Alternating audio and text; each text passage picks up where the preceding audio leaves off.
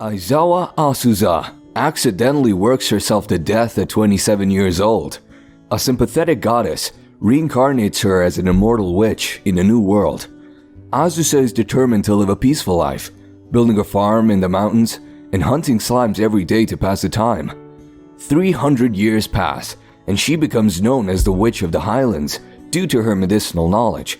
On a whim, she has the Adventurers Guild measure her powers and finds the experience of killing multiple slimes every day for 300 years is equal to defeating 4,380 dragons, and she's now the strongest adventurer in the entire world. Soon her carefree life is repeatedly interrupted by challengers, including Laika, a legendary dragon who challenges her and is defeated, though accidentally destroys Azusa's house. Laika returns in the form of a young girl, hands over her treasure hoard to repair Azusa's home, and asks to become Azusa's pupil, hoping it may make her life easier in the long run. Azusa accepts Laika as her pupil/maid, deciding to show her that a little daily effort can go a long way, starting with building them a bigger house to live in. Azusa is watched by a girl who swears revenge.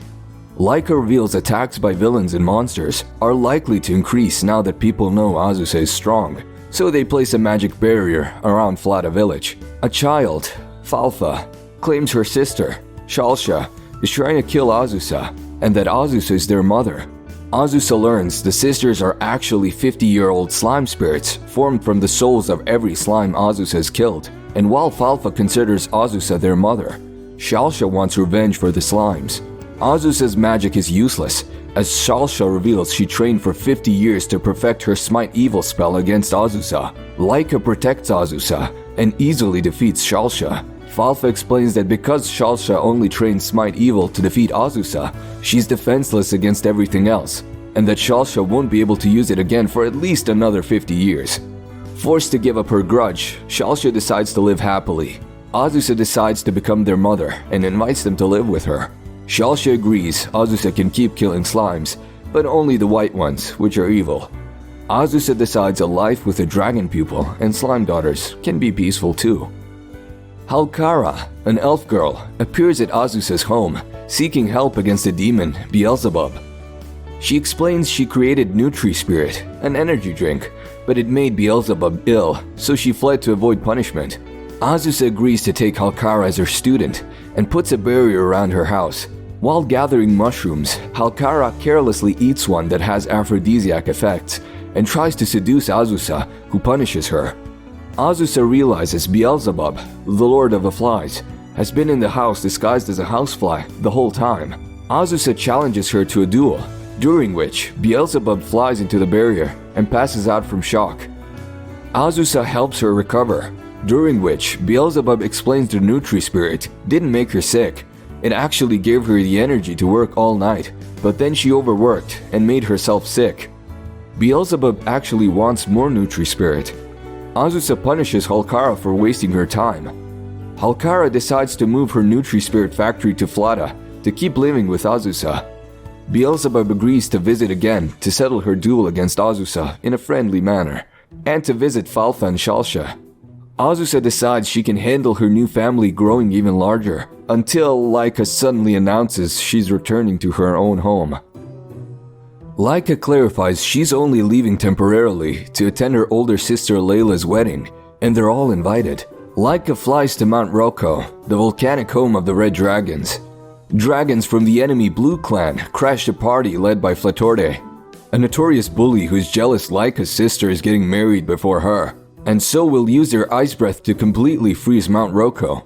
Azusa decides not to interfere in an inner clan issue, but when a dragon endangers her daughters, she defeats the blue dragons and forces Flatorde to flee the wedding.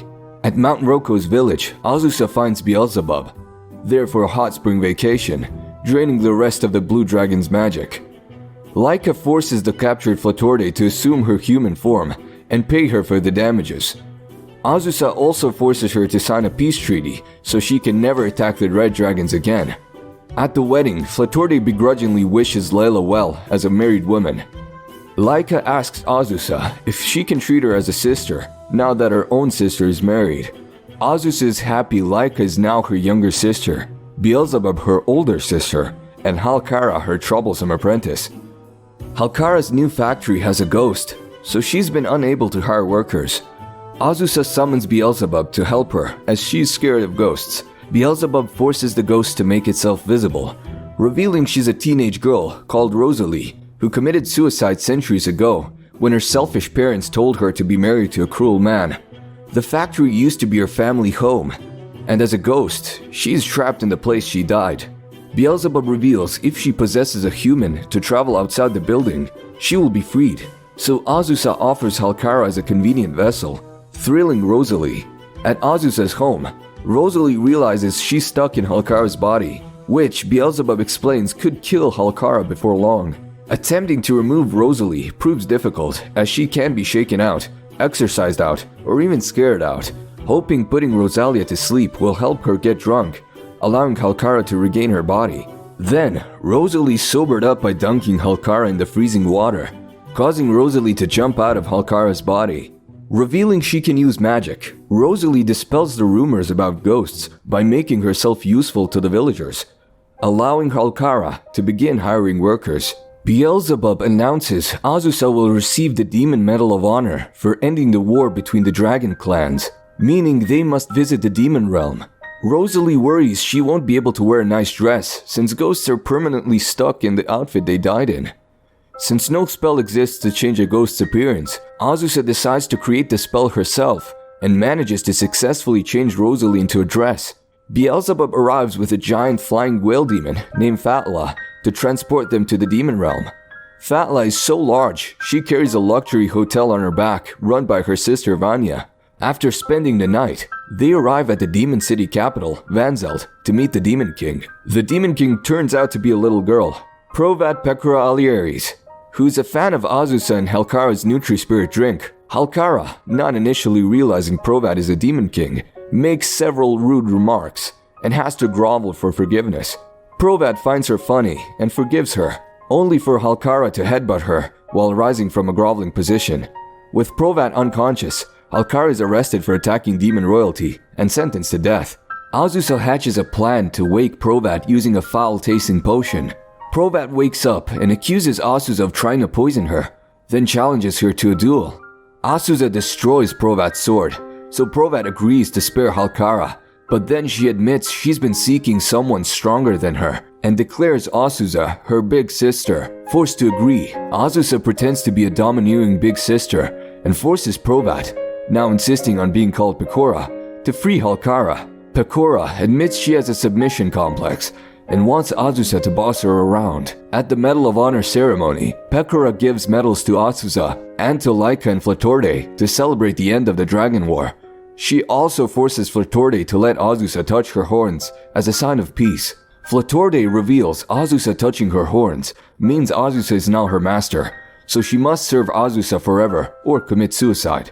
Azusa realizes Pekora manipulated her into having her take Flatorde home with her, so she orders Flatorde to think and act for herself, freeing Flatorde from servitude through a loophole. Flatorde decides to live with her anyway and starts calling Azusa Mama, leading to sibling rivalry with Laika. Laika and Flatorde bicker constantly. Falfa and Shalsha believe they're grumpy from not having eaten fresh meat. Natalie, from the guild, brings news of a boar infestation, delighting Laika and Flatorde. After killing the boars, Beelzebub and Fatla arrive and organize a fest of boar meat. Laika and Flatorde admit they were bickering over taking turns sleeping next to Azusa, so Azusa lets them both sleep in her bed. Azusa realizes someone has been impersonating her. While gathering information, they stumble into a pub that specializes in serving masochists, and the owner offers to identify the fake Azusa if they spend time abusing her customers, which Azusa and Laika discover they have a talent for. The fake is an old woman who tries to flee, but is caught and transforms into a young witch named Ino. Ino explains she's a medicine maker and wants to be famous, but at the same time doesn't want too many people to recognize her. Azusa suggests she sell her medicines, but in character as an idol girl, so she will both be famous and completely anonymous. Her medicine proves to be so popular, she asks Azusa's advice on expanding her business, and Halkara even considers making her a business partner at the factory. Falfa somehow turns into a slime and can't turn back. Beelzebub suggests they ask the intelligent slime, who lives in Pecora's castle.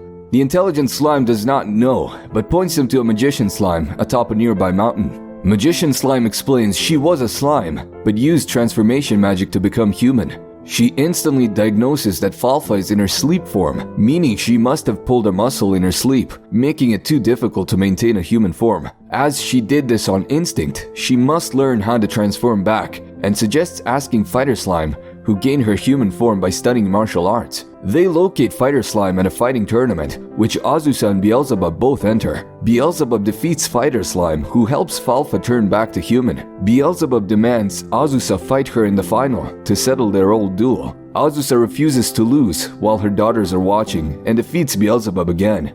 Beelzebub later points out that, having won the tournament, Azusa's fame will spread further and cause her even more problems. Fighter Slime asks to become Azusa's student, but is defeated when she senses from Azusa's aura how many slimes she has killed. So she becomes the student of the reluctant Beelzebub instead. Shifanoya, a rabbit girl musician, visits Flata village, but her death music doesn't impress the villagers.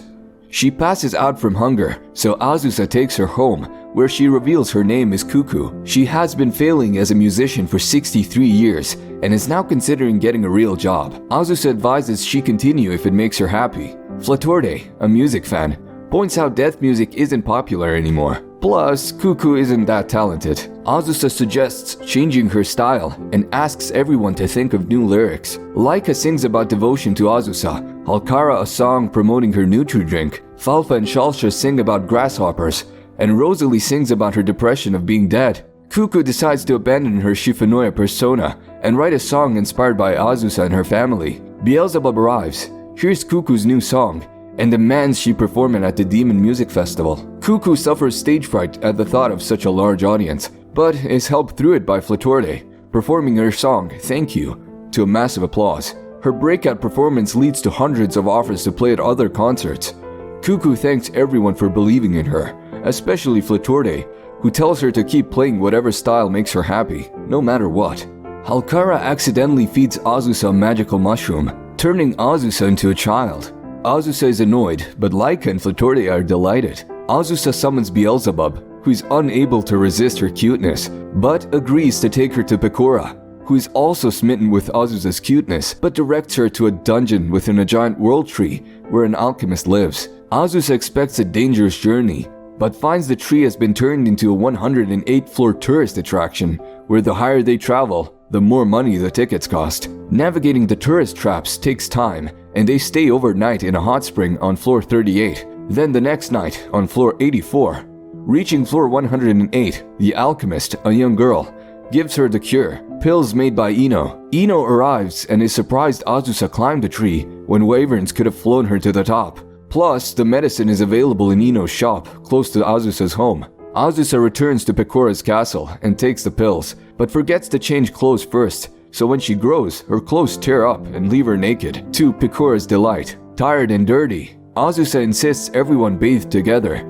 including Pecora, who asks if she can grope Azusa's adult breasts, chasing her around the bathroom. The group visits Flata, which is preparing for a dance festival, a 2-day event to celebrate the harvest. Azusa had previously distanced herself from the dance festivals, but having bonded with the others, wants to do something for the festival. During lunch at a cafe, Azusa gets inspiration from observing the strengths of others to run the coffee shop, the witch's house, on the eve of the festival. In preparation for the festival, Azusa and the others try their waitress uniforms, prepare for the menu, set up the coffee shop, and distribute flyers to the Flata townsfolk. On the eve of the festival, seeing the long queue to the coffee shop, Azusa opens the coffee shop 1 hour early and starts serving the customers with the others. As the coffee shop gets busier throughout the day, Beelzebub, Vanya, and Fatla, and even Pecora pitch in to help, and the slime fighter, Ino, and Cuckoo also visit the coffee shop.